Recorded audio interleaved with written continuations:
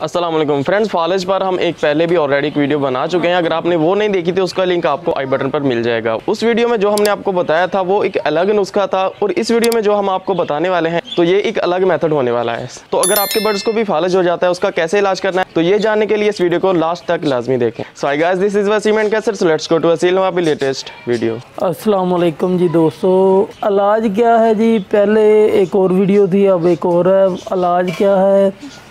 एक हमने लेना है मेथकबाल इंजेक्शन, एक लेना है नैरो बयान, और एक साइड पे मुर्गे के नैरो बयान लगा दें, दूसरी साइड पे मेथकबाल लगा दें।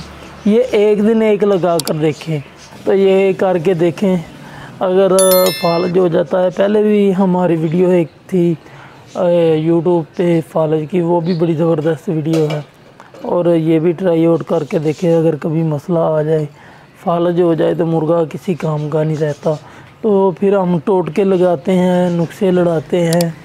अगर कोई कामयाब हो जाए तो ठीक है, नहीं तो फिर अल्लाह हाफ़िज़ जैसे उसकी लिखी है जी।